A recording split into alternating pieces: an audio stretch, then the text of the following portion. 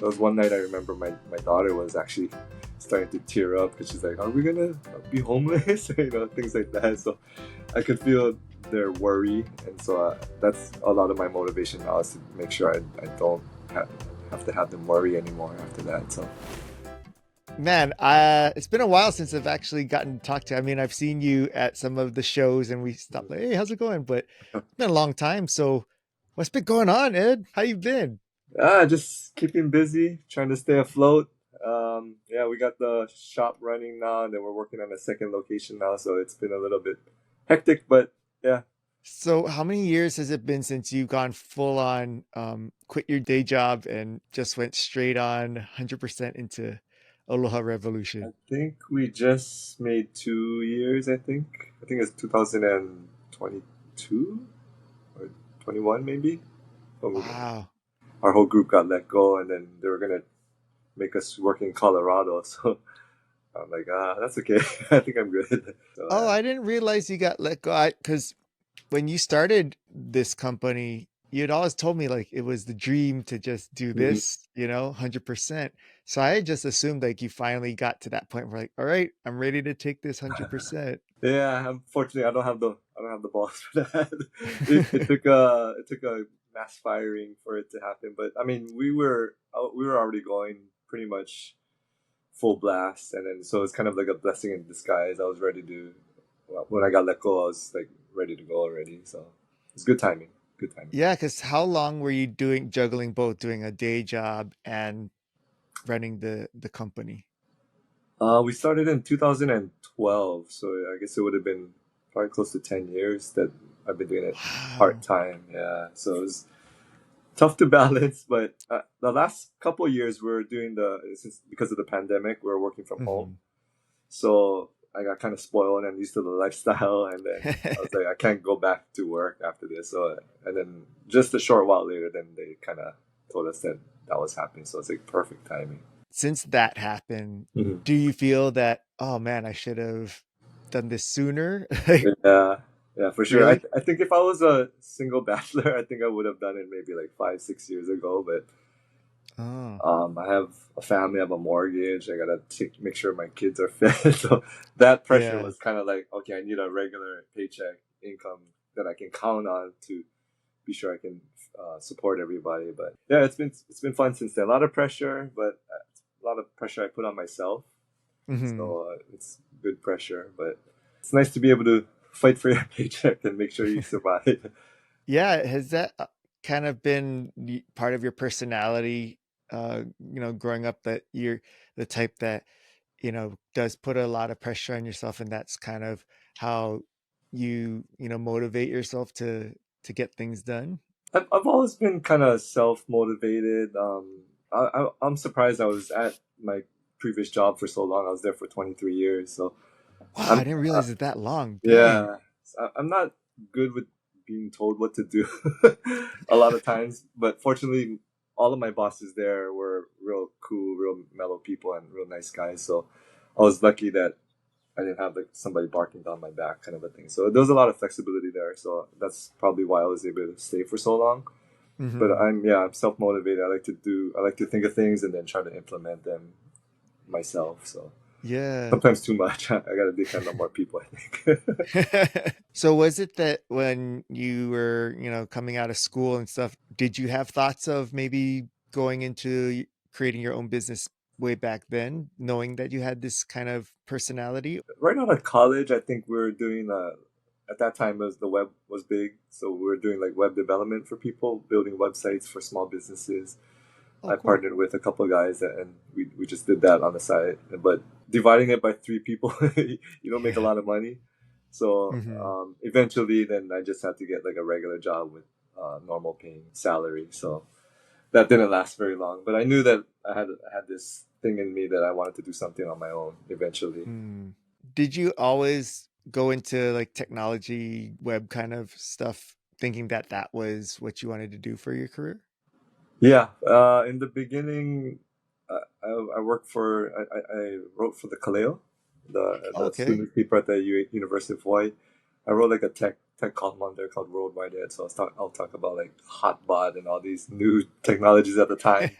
1.5 megabits and all this kind of stuff. And I went to school in the Department of Communication where we learned a lot of that stuff. So Oh, that's where my head was at that time.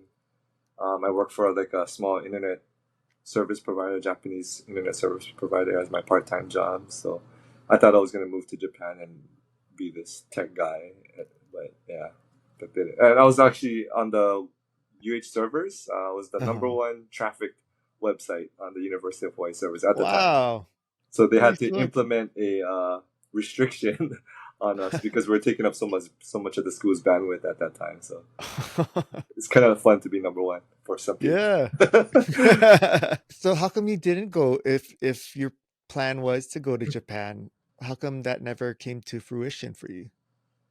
So they sent me right after I graduated. They sent me for I forget like a couple of weeks or something to train at their office up there. I think the number one thing, the salary would have been about the same as my part-time job, which is okay.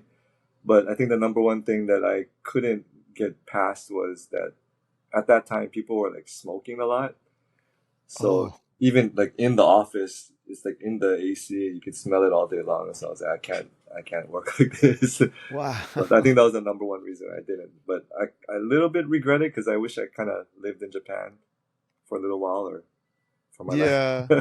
That's too bad. I mean, it's too bad it couldn't be just like, that there were other opportunities there, but I guess Yeah, that part of the culture back then was that, cigarette smoking is totally fine at work. I can't even imagine that nowadays. Like, yeah, yeah, it was bad. yeah. It was bad. Even in the restaurants, even today, there's some restaurants that still, it's Oh, in not really Japan? legally allowed, but they still kind of allow it. But yeah, Oh man. So to go from like, you're planning out like, oh, web tech is like you're gonna be your career and stuff and doing it for 20 some odd years. How did you end up starting up and coming up with the idea to do a clothing line? yeah, it's a very different industry for sure. Yeah, Well, the completely. the seed was kind of planted in high school. I had a friend that we had a screen printing class, I guess. I wasn't part of it, but he was in it. And then he kind of printed out a bunch of shirts for us friends and he passed it around. I was like, wow, you could get something from your brain onto a shirt. That's pretty cool. So then it kind of just, back of my mind, it just kind of sat there. And then, like you said, all throughout my life, technology was what I was passionate about. I learned it in Yeah. school. My first job was the cable company where I was the assistant online editor. So I was doing webmastering kind of stuff right out of college. And then I became the online editor when the existing online editor went to a different position. So I was the main web guy in the Yeah. big oceanic corporation. So I was doing their what we had a couple of websites around Hawaii and the corporateoceanic.com. I started social media started becoming popular, so I started running their social media stuff. And then my boss moved to the wireless department, Hmm. so I kind of moved over to that department where we were doing cell phones and Wi-Fi services. So it was still technology pretty much throughout my entire 23 years that I was there. So I was Yeah. still doing it, and then on the side, as a hobby, non-paid position, I was writing a blog for the Advertiser, the local paper. Oh, I So didn't that know that. was yeah. So that was also called Worldwide Ed, I believe.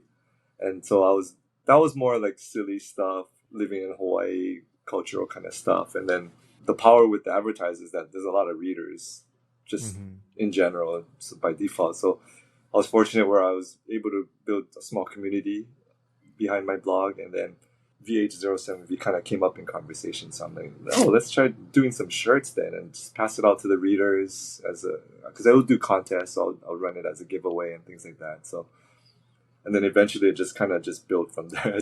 The first round I just did a giveaway, ate the cost, and then second round ate the cost, and then eventually I'm like, okay, this is a lot of money, so I better make sure that something's gonna happen out of this. So then eventually I started learning about the clothing industry and started charging people for the shirts for once, and so it kind Yeah. of just built from there. So and then now here we are, 12 years later. So how did you come up with the logo concept in the first place? I kind of visualized it in my mind, like what it wanted to look like. It's kind of techy a little bit, so it's kind of fits right into my background, I guess. But I knew that, oh, yeah, I think that'll look pretty cool if I put it on a shirt, and it's kind of mysterious too, which is the way I kind of like it. So you have to kind of have a conversation with people to get it. Hmm. So I don't really explain it initially, at least, unless they ask. But yeah, I kind Yeah. of like it kind of mysterious like that, so people gotta talk to each other.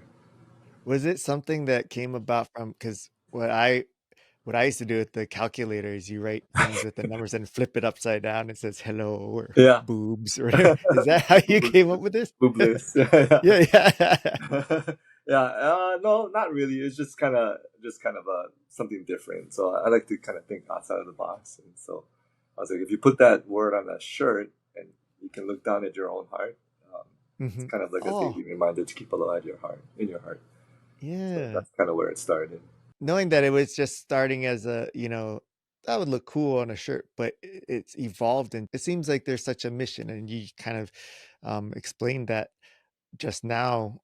What does it mean to you, or what is your motivation to having, a line that is perpetuating aloha, not only here in Hawaii, but you have like customers from all over the globe too and stuff. Sure, yeah. Being born and raised, we all know what living aloha is all about. So that I was kind of raised with that already in my heart and soul. Hmm. So to me, giving back, I don't need to be rich from this. I just want to be able to pay my bills and support my family. Anything excess, I want to be able to give back to the community that I was raised in. So that's the main motivation for me, is to support our local community here. You say you grew up being raised with, those values and such. What was your background growing up? Like, what was your family life like? So my parents are actually both born and raised in Japan. So Oh, my mom's from Kyoto, my dad's from Tokyo. They both moved over before my sister was born, and so my sister and I were both born and raised in Hawaii. Both of us pretty much was surrounded by sports and student government kind of stuff and journalism, I guess. So my yeah. sister is Mina Sugimoto. She used to be on the news. She was a reporter for the news. My dad had a column on a local Japanese newspaper. My mom was on the radio back in Japan, and she was also No an Enka way. singer. So we have kind of a background with journalism. So I guess that's kind of where. Yeah. And I took enough classes to almost minor in journalism at UH. I wrote for the paper. I wrote for the Advertiser, a blog. So we're kind of like a journalism family. So that's kind of our background. Yeah. Yeah.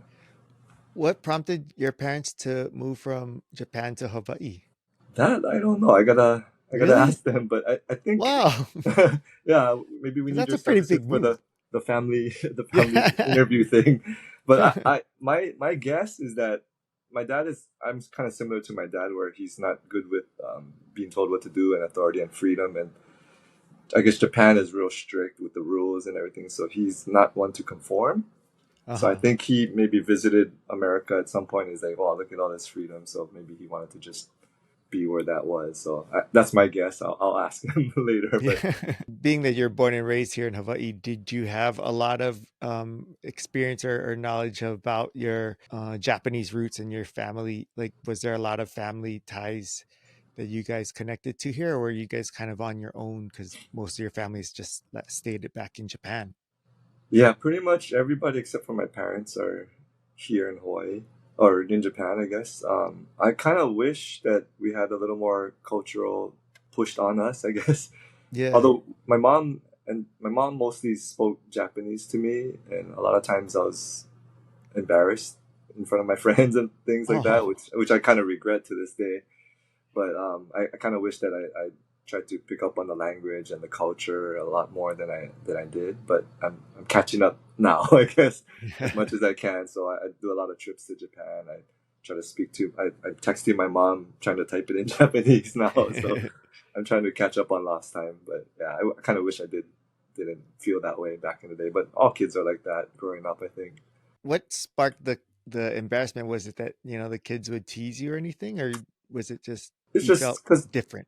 yeah, nobody really teased me that, but I just kind of felt different. I just want to blend in. I just want to speak English and Pidgin with my friends. And Yeah. but yeah, So how did your family, like your wife and kids, feel about one taking on this vision of creating this clothing line, but then two, I know how much time you take to committing to this.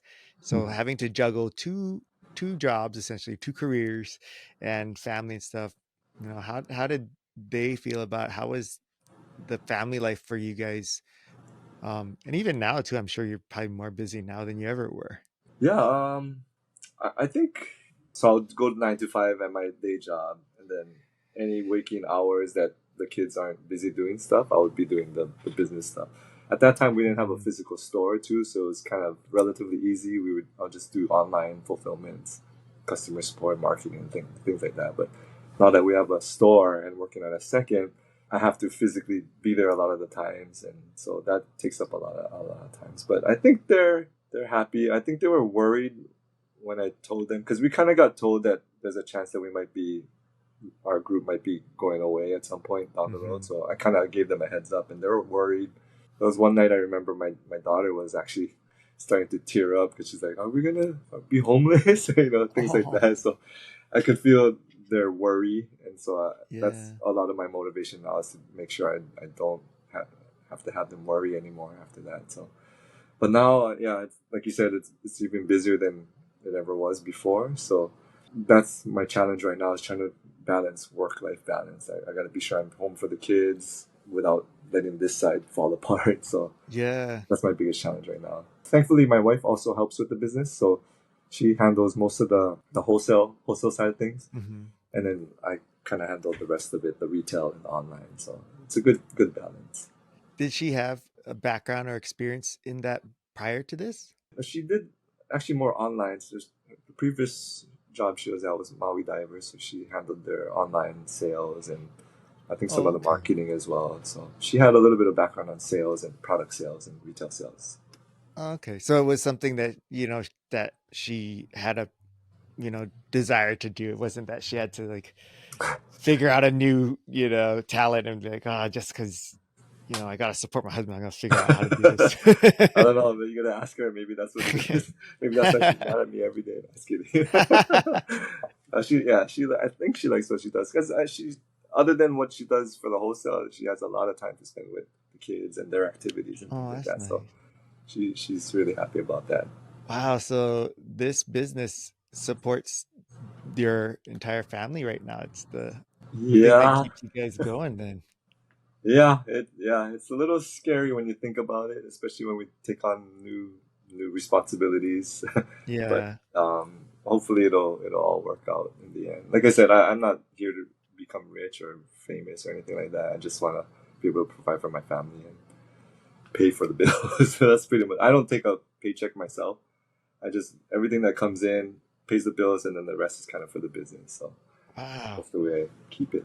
It's gotta be rewarding, not, even though you don't have the financial rewards sometimes, but I see every time we're at any kind of expo or whatnot that you're at, there's never been a time where there's not a super long line at your booth and stuff, and just seeing how excited people are to come and shop and stuff, like that's got to be rewarding to get to see firsthand, because I know the online sales, it's cool and all, but you don't get to see and Yeah. interact with them. Do you enjoy that kind of personal interaction with the customers and getting to kind of get that validation, I guess, that you guys are doing something that people love and want? Yeah, it's actually pretty fun. Initially, we were just online, so at those Yeah. events, we would. That's the only time people could buy things from us physically. So once we opened our store, I was a little worried actually that people won't care and not come to our booth anymore. But Yeah. fortunately, the last few Made in Hawaii events that we've done, it's still been long lines and crowds and things like that. So I guess we have something good going. And even in our physical stores, when I'm there, the customers will come in and tell us their stories and how much they love us, and they're from all over the world. So that is a great validation when they come into the store and they make a special trip out to our store. Our store is kind of far out from Waikiki, but Yeah. they'll catch an Uber, they'll catch a taxi, they'll rent a car just to come to us. So that's a lot of fun to hear those stories, and I'm very fortunate and appreciative of our customers for sure. Is there any customer story that sticks out to you that kind of is in a nice, like, special place in your heart? There's a few, but probably the most recent. one that sticks out is there's a family that came to our shop quite a bit in person. Hmm. And then later we learned that they're actually from Lahaina and their house burned down. Oh, wow. And after that, they actually came to the store again and they wanted to replenish on all the stuff that got burned. So I'm like, oh my gosh, that's heavy. And so, of Yeah. course, we loaded them up and we made sure that they didn't have to pay a penny for that. But Oh, they wow. were like our supporters from before, and then that tragedy hit them, and then so yeah, it was kind of gut wrenching for me to see them have to rebuild from scratch. Yeah, and that's got to be such a huge honor for you, though, to know that your creation plays a huge part in their feeling of rebuilding, and Hmm. that it's a key, like uh, part of the foundation of their new life. That's pretty deep. Yeah, I mean, it gives me chicken skin right now when you said that, but yeah, for sure. I mean, they're out trying to replenish our stuff, which is really emotional and touching for me. Yeah, and it's almost like that's part of their identity. Like what Hmm. you've created, people it resonates with people so much that it almost feels like that represents them on the outward. And it's crazy to think of when you first came up with the idea of, this will be cool on a shirt, to now having that kind of experience and seeing the value of what your idea is to people and their family. That's gotta be crazy. Yeah, just you saying it is like, oh wow, now I'm thinking. But yeah, for sure.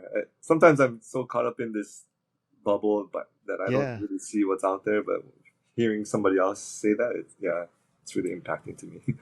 Thanks for sharing that story. That's really really awesome. And I was gonna ask you, because you started with the design and whatnot, and then you started making the store and everything. Like, it just keeps adding and growing. Knowing that you have this personality that you don't like to take orders and stuff, but I gotta imagine that it's impossible for you to be really great at all of these different things, like manage a store, manage employees, the inventory and designs and all that. How do you, as you expand, handle this growth? 'Cause I think a lot of local people, especially a lot of local entrepreneurs, they're starting to see, like, thankfully, that their businesses are growing, but it's got to be a really difficult learning curve when you're growing and expanding to be, yeah, I take care of it myself. I got it in my own, my living room. I'm working out of my house or my storage facility, to now, all of these different elements to your business. I mean, in the beginning, it was just me and my wife. I would physically be packing the orders and walking to USPS, standing in line, that kind of thing. But like you said, we're growing, so we're gonna have to build out teams. The hardest part for me is, I think, is going to be letting go of things, because Yeah, I'm such a I'm such a perfectionist, or I like to do things a certain way, and for me to be able to let go of, okay, you do that, is yeah, without the proper training is kind of difficult for me. But as far as like store managing, we have people who are very capable of doing that. So fortunately, I've been able to pull myself away a little bit from physically being at the store all the time. And then just little by little, I think I'm gonna have to start. I can't do everything. Yeah, it's been kind of crazy. Marketing is my thing though. I did that at the cable company. I love doing social media stuff. Sometimes probably too much according to our supporters. But no, yeah, I just like getting the word out there about our company. what is it about this way of connecting that you enjoy so much? Because it seems like, even with marketing, it seems like it's more of an avenue for you to connect with people. And it seems like you've always wanted to connect with people, by doing your blog and building a community of people that way. And now with social media and all that stuff, it's like it just seems like you really have a passion for connecting with people. Is that a fair assessment? I like to say that I'm a shy person, but everyone tells me I'm not. But I like talking to people. Like when they come into the store, I like talking story with them, finding out more about them. I don't know if you guys know Stanley Matsumoto, leader of Matsumoto V's. I think he's the second Uh-huh. generation. That's my dream job. It's like What? I just want to be the face out there, and then everyone else does the hard work. I'm just out there. Oh, hi, take a picture. I guess partially I'm maybe lazy. I just leave the hard work I to the don't. hardworking people, and I'm the face of the company, I guess. But But that's you said yourself that you have a hard time letting go of, yeah, yeah. doing things. I think once I see how much free time I can get by letting more stuff go, then maybe I'll get into it more. Was it something like even as a kid that you saying that you think that you're shy, which I can kind of see in the sense of just like the personality. But I do see like, yeah, you're such a warm and friendly person that does enjoy interaction. Was that something like that you were like in school as a kid? Like were you, always making friends and stuff, or were you the type that was kind of kept to yourself and grew kind of out of your shell as you got older? I think I'm shy in the sense that if it's a new person, I don't really know. I don't know how they feel about me and Mm. that kind of scenario. But once I get to know them, then I'm kind of out there and crazy.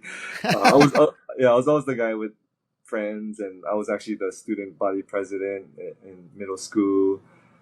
So I had to make speeches in front of people. So I guess I'm not shy now that I think about it. But Yeah.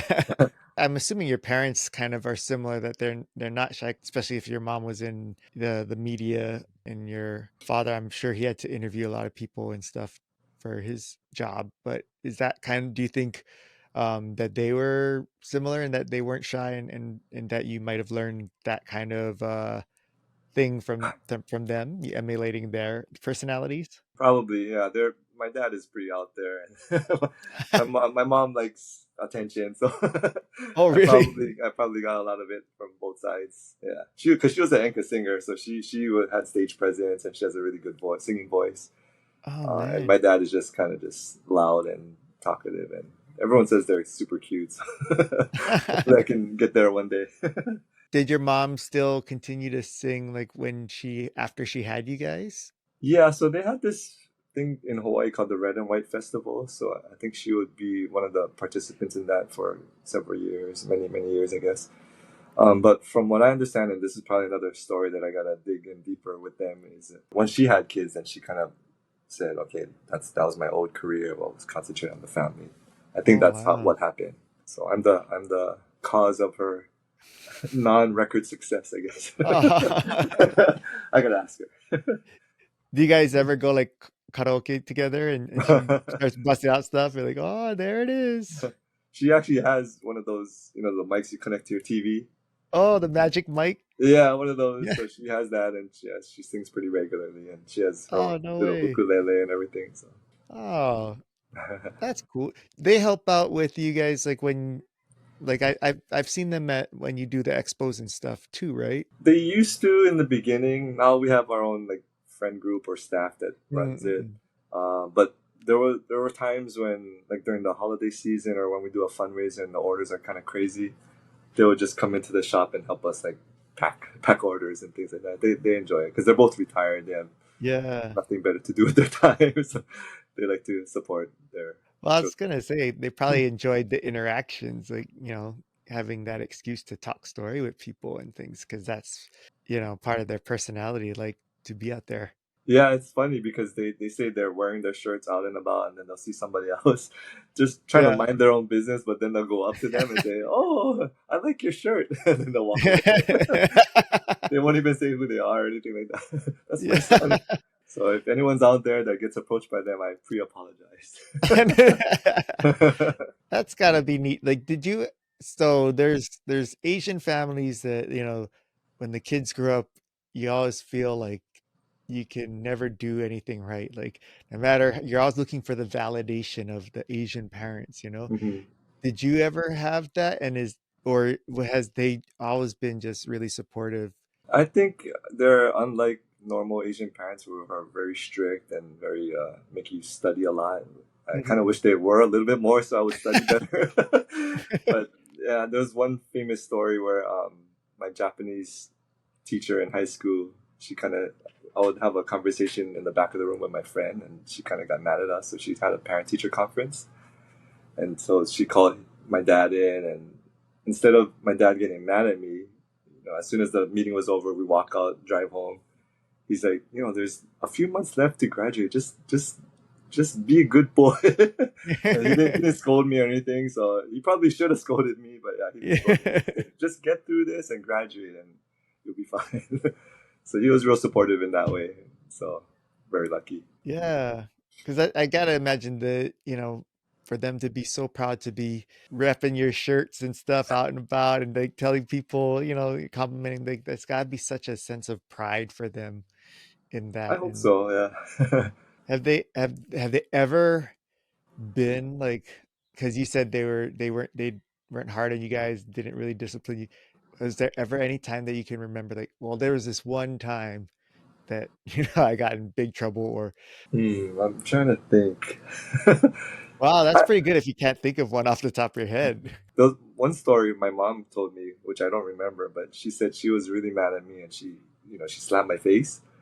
But Oh, then, but then she said that I slapped her back. So what? I was like, Oh oh, my sorry.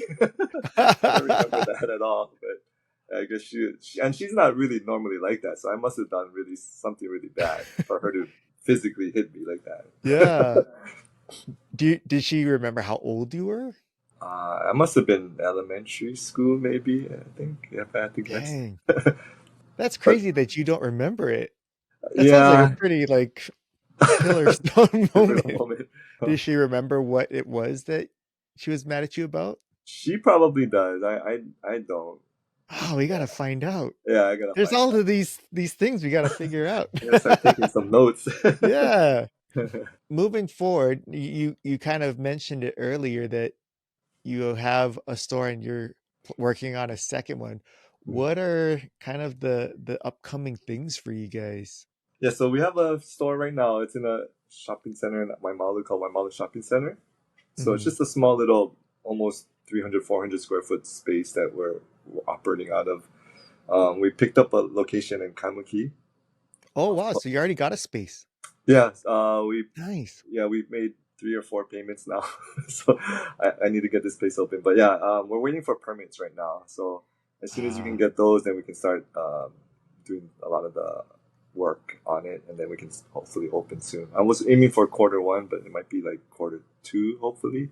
what area of Kaimuki? Oh, it's right on 12th. So if you're familiar with from Wailea, it's Coffee Talk, Via Mhm. Gelato, Hale Vietnam, Sconies, Big City Dining. Yeah. I mean, Cold Pancake House. If you Hmm. go all the way towards the freeway past Harding, it's in that little cul-de-sac at the end. It's like a three-story building. It's right behind that. It's the second one on the right. So it's a small little house-like structure. Oh, It's I didn't even know that almost was, yeah, retail or business yeah, it's business use. owned for some strange reason, even though it's shaped Wow. like a house. But it's almost 100 years old. It was vacant for 20 years, so we're Holy just trying to smokes. revive it and make sure it's structurally sound and everything. So we'll make it nice and everything once our permits are cleared and everything. That's gonna be such a unique storefront. Yeah, I'm kind of looking forward to how it's gonna turn out because my friend Summer from Ten Tomorrow, she kind of did something similar with on the Yeah. next block over on 11th Ave. They have a house-like structure that they created a retail store out of. So Yeah, I love what they did there, and they have a great little like coffee shop in there too and yeah, stuff. yeah, she's Yeah. super smart and super super genuinely sweet. So I like her a It being vacant for 20 years, how did you guys find it? Like, how did lot. you even know about it? I wanted Kaimuki for sure because I grew up in the area. I would always hang out there and go bike Oh, no riding. way, me too. Yeah, We so probably like ran into each other. I'm a lot older than you, probably, so maybe not. No. So I was always aiming for Kaimuki. So I saw this thing on LoopNet that was listed, so I went to go visit it. The agent there representing that property at the time, this guy Kevin, asked me what I'm looking for. So I had no relationship with him before that, and then after that, Mhm. he found that location. So I actually bought the property through him. So it came on Wow. the market vacant for 20 years. I think the guy that owned it, his family, he just wanted to get rid of it and have investment properties that could generate monthly income. Yeah. That was in his family for almost 100 years, I guess. But Oh my they just gosh. got rid of it. So it's good timing. Yeah, and it's a good location. Hopefully that people come. Yeah. Well, that building in front of it before it, Hawaii Collectors Gallery. Yeah. I used to go there for that, for Me too. Hawaiʻi Maybe I Collectors did see Gallery, and you. then on the second floor, I would have ukulele lessons there Oh, too. okay. So Yeah, I kind of spent a lot of time on that block. yeah. Yeah, yeah. We're actually right behind it. So it's the next building over. Wow. And so is it going to be that kind of similar as far as inventory to the IAEA location, or is it going to be like two separate different experiences for for your shoppers? The majority of the stock, the back stock, and the inventory and the retail experience is probably going to move to Kaimuki because there's more space there. Oh, We okay. are going to keep like the best sellers and the good merchandise also at Waimalu, and we're going to start another business called OMG Mail. So it's like a private mailbox business. Oh, So it'll kind of be like half half in that same space. wow. Explain to me about that. Like, this sounds so interesting to me. Yeah, I'm kind of excited and interested in getting that started too. So it's you know how at the USPS there's those PO boxes, Yeah. and they're always like full. So there's a thing called private mailboxes where a private business can start buying those, those locker things and then Yeah. rent them out on a monthly basis to customers. And so it's good because there's a lot of small businesses now. They need a physical address instead of like a PO box that can Yeah. act as a physical address, and also it prevents porch pirates from. So they can have their packages sent there and keep it Oh, kind of that's there. right. So and they'll have Yeah, an because that's a address in big Hawaii. problem now. Oh Yeah, yeah, people yeah. stealing packages off of the front door and stuff. Yeah, so that'll prevent that as well. It'll be in a nice, secure area. So, Wow. hoping How that did you come people. up with this idea? So, my friend actually has her business. It's called ASAP. She has two locations, Mililani and Aiea. She had mentioned to me that it's a good idea. Maybe you should try it. So I was like, "Are you sure?" Because her other location is kind of like near Waimalu. And she's like, "Don't worry, I'm all full there anyway." So they can probably send us some referrals. So yeah, Wow. you kind of encouraged it, and I was like, oh yeah. And I started researching it, YouTubing it, and I was like, yeah, you can probably make pretty good amount of money just every month, residual income, man. Yeah. So hopefully that works out. Maybe we can open another location eventually down the road. Man, so how did you come up with the name OMG Mail? What is does it stand for what I think it is? uh, kind of, sort of. I had another business called Omiyage Market and Gifts. So Uh-huh. the acronym OMG came from that. Um, Um, but I just thought marketing wise, if somebody hears OMG Mail, I'm like, oh, that sounds kind of interesting. Let me yeah. explore what that is. So I Yeah. just thought it was kind of a catchy name to start a private mailbox business under. And that's what will be fun too, is if you do have some kind of like notification service that when mail does come to their Yeah. box, Ding. they pop up, OMG, mail. Like, oh my God, I got mail. Yeah, Let's yeah. go. And let's You go got pick up some mail. shirts while I'm there. Yeah, yeah, Man, that is really cool. I'm stoked to see that come up, and I'm really excited to see the Kaimaki shop open up. I really hope they get their act together down there at the licensing office. yeah. It's scary how long it's taking, but yeah, you just gotta play the game, I guess. Yeah. Well, this is very exciting. I'm so glad I got to catch up with you and hear about all that, but it's also really neat too to, to hear some of the stories going up, because I think it's cool because people just see the brand and they just think like, oh, he's like, you know, super super successful and all that stuff, but they don't see the growth and the struggles of, and even like where the idea came from. So I'm glad that we got to hear your story about all of that. Yeah, thank you for the opportunity to share the story and giving your perspective on things makes me think about things, hearing it from your voice. Oh, awesome.